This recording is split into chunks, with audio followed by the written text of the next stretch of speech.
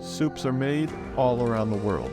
Noodle soup is one of my favorites. A nice ramen is at the top of my list. There are ramen recipes that take days. We're not here for that. We want ramen that is fast and tastes good. Let's turn up the heat. Let's get started with the most important part, the broth. Start with 7 cloves of garlic. Next is 1 large shallot. Lastly is a 3-inch knob of grated ginger. Toast 1.5 tablespoons of sesame seeds over medium heat until a slight color change and they're aromatic with toasty notes. If you have a mortar and pestle, use it, and if you're like me and don't, then take a knife and make these sesame seeds your friend.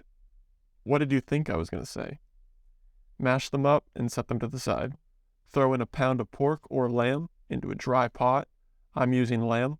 Sprinkle with a teaspoon of salt. Once you see color on the sides, break it up and let cook for a few minutes. Place this meat in a bowl and set this to the side while we prepare the broth. Back onto the heat, add your garlic. Next is the shallot, and last is the ginger. Cook until soft and add 1 tablespoon of sugar. Pour in your 2 quarts of chicken stock. If you have homemade stock, that would be best, but store-bought will also do. As this heats up, toss in 4 tablespoons of miso paste. Let this melt in. Take the ground sesame seeds and dissolve them into the broth. At this point, season with salt to taste. This will vary depending on your store-bought stock or homemade stock and if it's salty or not. My stock has no salt, so I added around 4 to 5 teaspoons of salt. Add the meat back into the broth and cover the pot. Let this sit somewhere warm until your toppings are ready. Don't let this broth boil or simmer. The first topping is the brown butter corn. Go in with 3 tablespoons of butter. Take this to the point just as it starts to turn brown, just a very light brown. Add your corn. Mix this around, make sure the corn gets completely coated in that nice butter. I'm not gonna add a touch of salt to this. That butter was salted. Stir this around for a couple minutes. Let the corn get nice and warm. For the eggs, you can cook as many as you want. I'm cooking up 4. Get the water boiling, toss them in.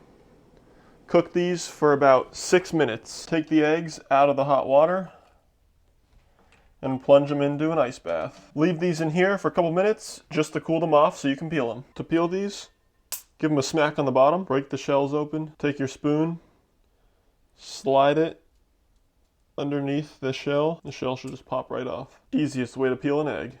For the green onions, take these on a bias, get really thin strips. Plunge them into cold water. It's gonna take that abrasive onion flavor off of them. Toss these into boiling water and let these cook with the box directions.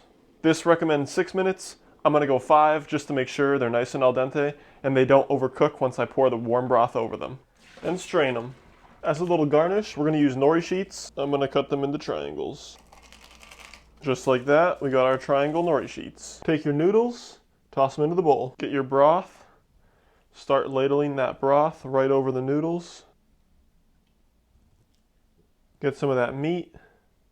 Take some of the corn, take your onions. Here's the egg, nice and soft all around.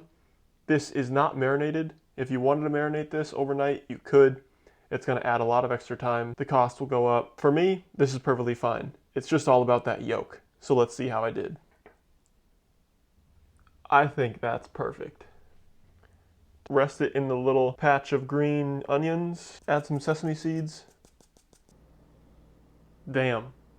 This looks fire. Beautifully cooked egg, some nice pork, corn.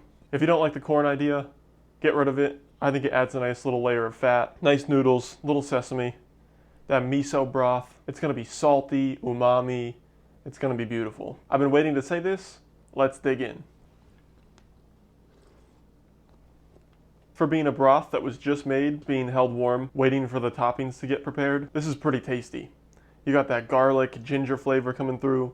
That miso really packs a punch. All the toppings go well together. You can get rid of the corn. You can put bok choy in here if you'd prefer that. If you like soup, you like ramen, give it a try. I would pay money for this. If you like this video, give it a big fat thumbs up. Hit the subscribe button. Thanks for all the love recently. And until next time, peace.